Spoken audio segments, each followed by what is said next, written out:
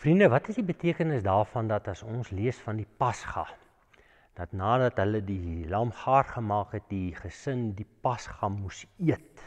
Hulle moes hom eet. Hulle moes nie na die lamslag en die bloed aan die kosyne smeer vir die dood van die eersgeborenes te voorkom nie. Hulle moes ook die lam eet. Ons gaan nou daaroor praat.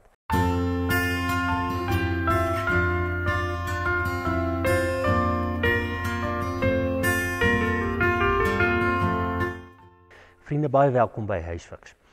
Ons is op Woensdag voor Hemelvaart en ons het nou geloop met hierdie paadjie van die kruisiging en opstanding van die Here Jesus in die 40 dae wat die Here Jesus sy disippels net weer uit en uit wil oortuig hy lewe.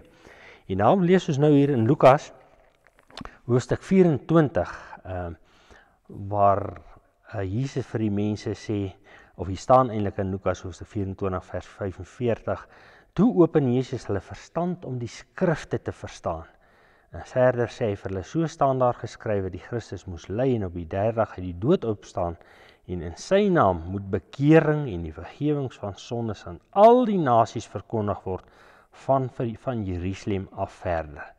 Julle is my getuies van hierdie ding, en ek sal die gawe wat my Vader beloof het vir julle stuur, maar julle moet in die stad bly, totdat julle met krag van bo toegerus is.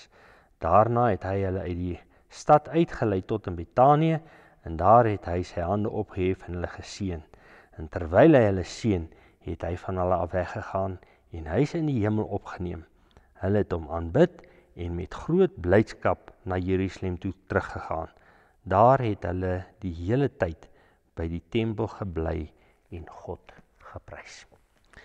Ek het die vraag afgevra, hoekom moes die Jode die lam eet? Ons weet die lam is geslag, want die bloed van die lam moes teen die kosyne kom. En dit is die simboliek van Jesus se bloed aan die kruis, wat die sonde van die wêreld, die dood wegvat.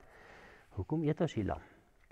Vriende, dit lyk vir my, die eetproses van die lam het iets daarmee te doen. As ons eers verstaan dat Jesus vir ons gesterf het, dan moet ons hierdie evangelie gaan leef en verkondig. Hier so staan, en toe Jesus hier vir sy disippels sê, of hier staan geskrywe, toe het hy hulle verstand geopen om die skrifte te verstaan, het Jesus klaar gesterf.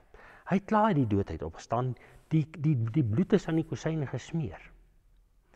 Maar dit is nie waar dit moes eindig nie. Daar moes lewe voortvloei, ook uit hierdie lam, die eet, die voeding, en daarom sê hy, die skrifte is vervul. Gaan verkondig het aan mense. Mense wat hierdie skrifte glo en dit begin leef en vertel, eet die lam net. Hulle sonde is nie net afgewas nie, maar hulle het weer lewe, krag. Daarom sê hy ook vir hulle, wag tot die krag van die Heilige Gees aan julle gegee word. En daarom, liewe vriende, so op die vooraand van Hemelvaart, kom ons gaan en ons gaan sit môre aand aan die knieë van die Here en ons hou hom nie net vas omdat sy bloed vir ons aan die kruis gevloei het, maar omdat hy ook vir ons die lewe gebring het in 'n volgende fase. Dis die eet, dis die krag wat daar uit die verkondiging van die evangelie kom om na die wêreld te gaan en te sê, Jesus het vir jou gesterf, leef vir hom. Kom ons gaan doen, kom ons leef in hierdie week met 'n nuwe vitaliteit in ons geestelike lewe om te sê, Here, U het nie net sonde vergewe nie, U het 'n nuwe mens geskep, U is besig om ons nuut te maak. U is besig om ons met die krag van die Heilige Gees te vul en ons te verander. Amen.